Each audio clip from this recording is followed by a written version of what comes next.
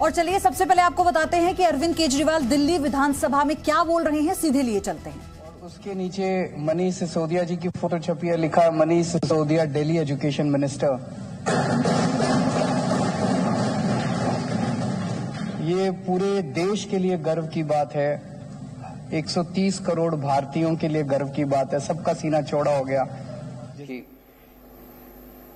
मैं समझता हूं पूरे देश में अगर आप पूछो कि केंद्र सरकार में शिक्षा मंत्री कौन है, मुझे नहीं लगता किसी को भी पता होगा। मैं अगर आप पूछो कि उत्तर प्रदेश का शिक्षा मंत्री कौन है, किसी को नहीं पता होगा।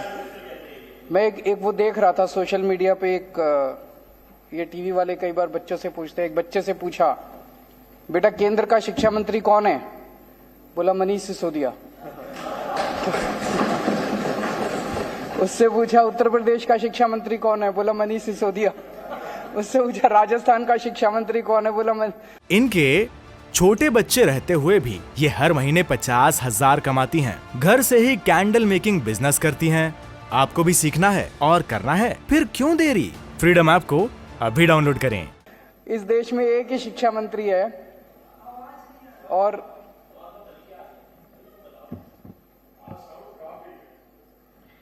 इस देश में एक ही शिक्षा मंत्री है, और अब तो ऐसे लगता है जैसे पूरी दुनिया में एक ही शिक्षा मंत्री है। अगर अमेरिका वालों से पूछो कौन शिक्षा मंत्री, तो वो भी कह रहे हैं भाई मनीष सिसोदिया। तो ये हर भारतीय के लिए गौरव की बात थी, बहुत गर्व की बात थी, सब लोगों को बहुत अच्छा लगा। ये खबर छपी थी 18 अगस्त को, और उसी के एक हफ्ते बाद 25 अगस्त को इसी अखबार में, अमेरिका के इसी अखबार में ये एक और खबर छपी थी, Modi's India is where global democracy dies. Modi के भारत में जनतंत्र की हत्या हो रही है। इसी के एक हफ्ते बाद एग्जैक्टली 25 अगस्त को यह खबर छपी है। बहुत तकलीफ होती है जब दुनिया के किसी भी कोने में, किसी भी अखबार में अगर देश के खिलाफ कोई खबर छपती है, भारत के खिलाफ कोई खबर छपती है, हर भारतीय के दिल में बहुत पीड़ा होती है। इस किस्म की खबर अगर छपती है तो बहुत तकलीफ होती है। आज देश में दिल्ली सरकार शायद अकेली सरकार है जो ऐसे ऐसे काम कर रहे हैं जिसकी चर्चा पूरी दुनिया में हो रही है। पूरी दुनिया के अंदर आज देश का नाम रोशन कर रहे हैं। जैसे डोनाल्ड ट्रंप साहब की वाइफ आई थी, वो मेलेनिया ट्रंप, मैंने पता किया चारों तरफ से, हर जगह अपने पति के साथ, अमेरिका के राष्ट्रपति के साथ जाया करती थी, दुनिया के हर देश में। मैंने पता किया भाई कहां कहां गई, जहां वो स्कूल देखने गई, अभी तक कहीं पूरी दुनिया में कोई स्कूल देखने नहीं गई। जब दिल्ली में आई तो बोली हम दिल्ली सरकार के, आम आदमी पार्टी के स्कूल देख के आऊंगे। ये तो गर्व की बात है, पूरे देश के लिए गर्व की बात थी। यूएन के फॉर्मल सेक्रेटरी जनरल बान की मून साहब दिल्ली आए, स्पेशली दिल्ली के मोहल्ला क्लिनिक देखने के लिए। और ये खबर कि वो दिल्ली आके मोहल्ला क्लिनिक देखने के, ये पूरी दुनिया के सारे अखबारों में छपी, सारे देशों के सारे अखबारों में ये खबर छपी कि बान की मून और नॉर्वे की फॉर्मर प्राइम मिनिस्टर दोनों दिल्ली के मोहल्ला क्लिनिक देखने के लिए आए। फिर अभी सिंगापुर में, सिंगापुर की सरकार ने मेरे को कहा जी आप बहुत अच्छा काम कर रहे हो, हम आपके लिए पूरी दुनिया के मेयर बुलाएंगे और उन सारे मेयर को आके आप बताओ कि आप कैसे अच्छा काम कर रहे हो, उनको सिखाओ।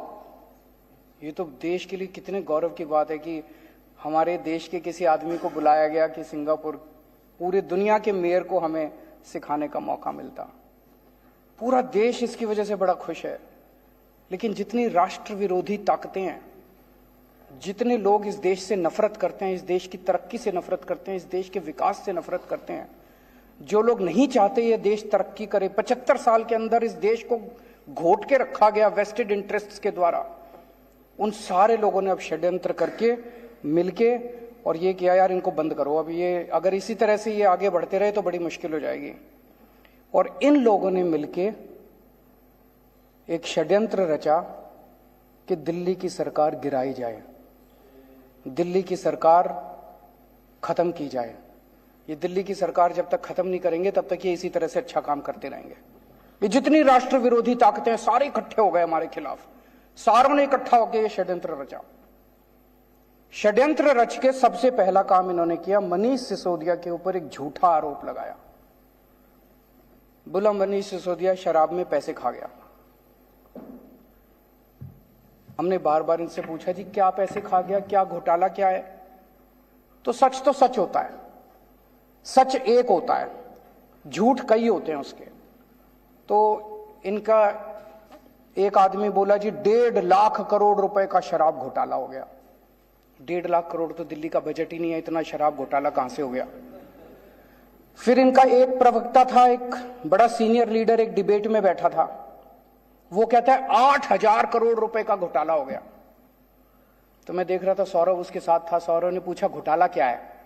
तो वो कुछ कागज लेके बैठा था। बोला घोटाला, उसको समझ ही ना आए घोटाला क्या है। तो मेरे ख्याल से बता नहीं पाया वो घोटाला बता ही नहीं पाया। फिर उसके बाद इनके 2 बड़े नेताओं ने एक प्रेस कॉन्फ्रेंस करी, बोले 1100 करोड़ का घोटाला हो गया। 1100 करोड़ का घोटाला क्या हो गया भाई? 1100 करोड़ का घोटाला। उनसे पूछा क्या घोटाला हो गया, तो वो भी कुछ इधर उधर की। फिर एलजी साहब ने एक रिपोर्ट बना के बताते हैं, भेजी, अखबार वाले कहते हैं, ये मीडिया वाले कहते हैं, जिसमें कह रहे लिख रखा है 144 करोड़ का घोटाला हो गया। और अब सीबीआई ने जो एफआईआर करी है उसमें लिखा है 1 करोड़ का घोटाला हुआ है। और घोटाला क्या है सीबीआई की एफआईआर में? उसमें लिखा है कि एक शराब के वाले ने दूसरे शराब वाले के बैंक अकाउंट में 1 करोड़ रुपए जमा कराए। उसमें मनीष का क्या लेना देना यार? एक शराब वाले ने दूसरे को 1 करोड़ रुपए जमा कराए बैंक अकाउंट में, कि क्या घोटाला है? घोटाला क्या है ये समझ ही नहीं रहा अभी तक। ये अभी आज है नहीं, आठों को अगर आप अगले अलग अलग कमरे में बिठा देते और एक एक से पूछते बेटा घोटाला क्या है, तो 5 को तो पता ही नहीं होता घोटाला क्या है। 3 अगर कुछ बताते तो ये कुछ बताता, ये कुछ बताता और ये कुछ बताता, क्योंकि झूठ तो अलग अलग होता है ना, सच एक होता है। सच क्या है? कोई घोटाला नहीं हुआ, सबसे ट्रांसपेरेंट पॉलिसी थी, कोई घोटाला नहीं हुआ। ये सब झूठे आरोप लगा रहे हैं। आरोप लगा के इन्होंने एफआईआर कर दी मनीष सिसोदिया के खिलाफ। अगले दिन रेड करने इनके घर पहुंच गए, 14 घंटे तक रेड करी। कितने कमरे हैं आपके यहां? 4-5 कमरे हैं। 4-5 कमरे में टॉयलेट, 2-3 टॉयलेट हैं, रसोई है। सारा छान मारा इन्होंने, सारा छान मारा इन्होंने। इतना गहन जांच करी, दीवारों यूं यूं करके देखा, खोखली तो नहीं है दीवार, इसमें तो जेवर नहीं रख रखे, इसमें जो पिक्चरों में दिखाते। फिर वो उन्होंने गद्दे भी फाड़ फाड़ के देखे, गद्दों में तो नहीं रख रखे, तकिए फाड़ फाड़ के देखे, इनके सारे कपड़े, अलमारी, फलाना सारा कर करा के शाम को निकल गए। 58 भी नहीं मिली, 54 भी नहीं मिली, अनअकाउंटेड 54 भी नहीं मिली। कोई जेवर नहीं मिले, कोई पैसा नहीं मिला, कोई जमीन जायदाद के कागज नहीं मिले, कोई इंक्रिमिनेटिंग डॉक्यूमेंट्स नहीं मिले, कुछ कोई दस्तावेज कुछ नहीं मिला। मतलब मैं पूछ रहा था इनसे कि 30-35 लोग आए थे, उनके खाने का खर्चा भी नहीं निकला रेड के अंदर, रेड का खर्चा भी नहीं निकला और वो चले गए। आज 7 दिन हो गए, 8 दिन हो गए रेड को, अभी तक कुछ पता नहीं चला भाई इनके यहाँ क्या निकला। कुछ नहीं निकला इनके यहाँ, पूरी की पूरी फर्जी रेड थी। जब रेड खत्म हो गई तो हम सोच रहे थे क्यों कर रहे हैं। इनके छोटे बच्चे रहते हुए भी ये हर महीने 50,000 कमाती हैं। घर से ही कैंडल मेकिंग बिजनेस करती हैं। आपको भी सीखना है और करना है, फिर क्यों देरी? फ्रीडम ऐप को अभी डाउनलोड करें।